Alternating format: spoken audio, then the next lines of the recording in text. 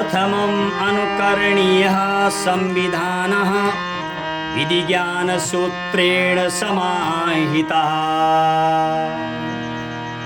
षड्मौलिकः अधिकाराः तेषां कर्तव्या एकादश संख्यका वर्णितमः।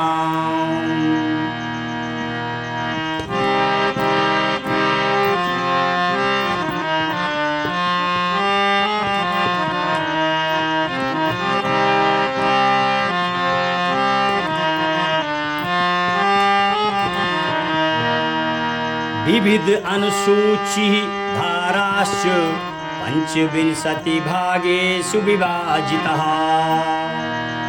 विद्वत्तना रचितोऽयं ग्रन्थः प्रगत्या प्रतीकः विशेषतः।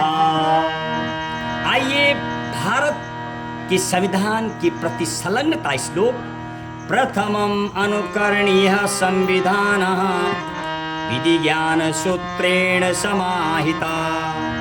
विधि ज्ञान सूत्रों से निर्मित संविधान का सर्वप्रथम अनुकरण करना चाहिए, जिसमें षड्मौलिका अधिकाराः तेषां कर्तव्या एकादश संख्यका वर्णितमः। जिसमें भारत के नागरिकों के लिए 6 मौलिक अधिकार और 11 मौलिक कर्तव्य लिखे गए हैं। अनेक अनुसूची एवं धाराएं तथा 25 भागों में विभाजित किया गया है। विद्वत्जना रचितोऽयं ग्रन्थः प्रगत्याः प्रतीका विशेषतः। विद्वान जनों के द्वारा रचा गया यह ग्रंथ, यह विशेषकर राष्ट्र की प्रगति के प्रतीक स्वरूप में रचा गया है। और जब भारत देश का संविधान 26 नवंबर 1949 को तैयार हुआ था, उस दिन एक पुस्तक नहीं, महज ये भारत की आत्मा है संविधान। उसमें 395 अनुच्छेद, 8 सूची और 22 भाग। और वर्तमान में जैसे जैसे अभी तक यदि बात की जाए तो 128 बिल पार्लियामेंट में पेश हो चुके हैं और लगभग 106 अमेंडमेंट किया गया है। अमेंडमेंट की जो पावर राज्यसभा, लोकसभा और राष्ट्रपति के जब हस्ताक्षर होते हैं, जैसे कि हमने अपने भजन में भी इसको पिरोया है, तो 106 बार अमेंडमेंट। भाग 20 में आर्टिकल 368 के अधीन संसद को भारत माँ का जो संविधान है उससे पावर दी गई है संशोधन करने की। जैसे जैसे मेरे भारत के नागरिकों को जरूरत होगी उसमें अमेंडमेंट के माध्यम से परिवर्तन किया जाएगा। और जुडिशियली रिव्यू यानी पुनर्विलोकन की पावर सुप्रीम कोर्ट के दी गई है, व्याख्या की पावर दी गई है आर्टिकल 13 के क्लॉज 2 में। उस पर आगे बात करेंगे। और वर्तमान में लगभग 475 अनुच्छेद, जो 395 भी है, उसके बीचों बीच में खंड के रूप में A, B, C, D ऐसे बीच में लगाए गए हैं। तो 475 अनुच्छेद, 12 सूची और 25 भागों में वर्तमान में भारत देश का संविधान। मेरे जो भारत देश विशाल लोकतंत्र के साथ साथ सबसे विशाल संविधान है मेरे भारत देश का। इतना विशाल संविधान किसी का नहीं है।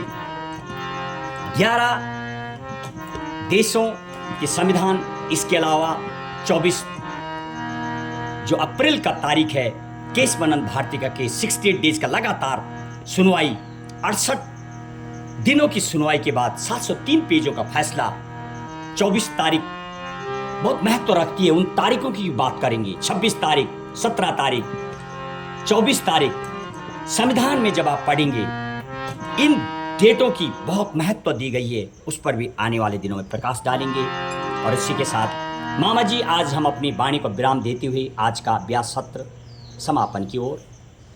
लगातार जो श्लोक 3 और 7 के अलावा मौलिक अधिकार और मौलिक कर्तव्य, राज्य के मौलिक कर्तव्य, सिटीजनशिप, एकदम संविधान जब आप उठाएंगे सिस्टमैटिकली लगा, नागरिक कैसा होगा, कौन होगा मेरे देश का, क्या मौलिक अधिकार होंगे, जो विदेशी नागरिक यहाँ आएंगे उनके लिए क्या अधिकार होंगे, और जो अधिकारों के साथ साथ कुछ एक्सेप्शनल भी हैं, जैसे गवर्नर हो गया, राष्ट्रपति हो गया, जब इस संवैधानिक पद पर होंगे, और बाहर का जो एम्बेसडर होते हैं, राजदूत, उनके ऊपर केस फाइल नहीं होते हैं।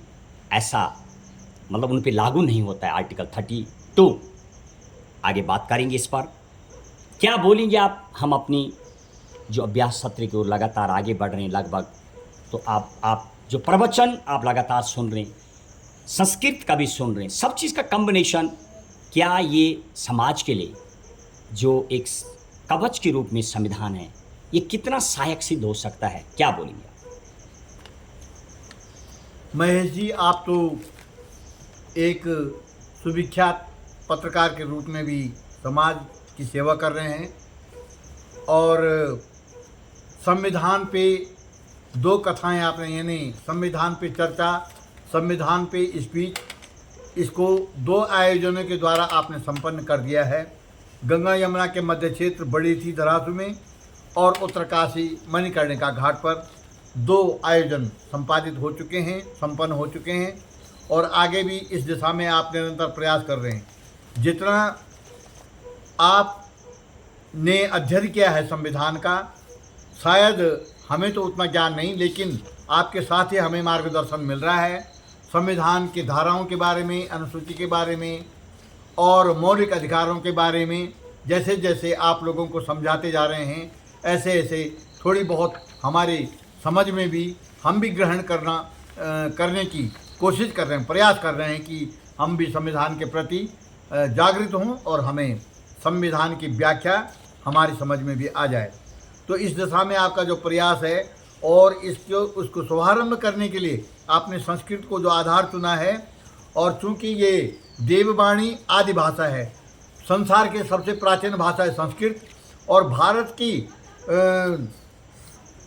करीब करीब सभी भाषाओं का जो स्रोत है वो संस्कृत से निकला है। सभी भारत की समस्त भाषाओं के अधिकतम जो शब्द हैं वो संस्कृत से ही निकले हुए हैं।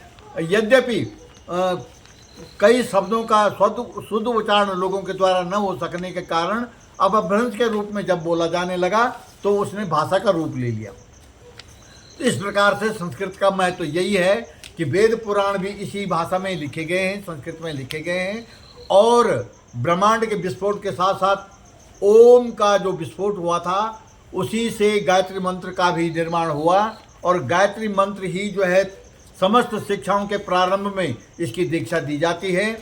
और 16 संस्कार जो भारत के हैं उनमें भी गायत्री मंत्र के द्वारा ही शुभारंभ होता है। तो आपने संस्कृत को आधार मान करके और इसको जो मान्यता दी है, सम्मान दिया है, वो भी जो है प्रशंसनीय है।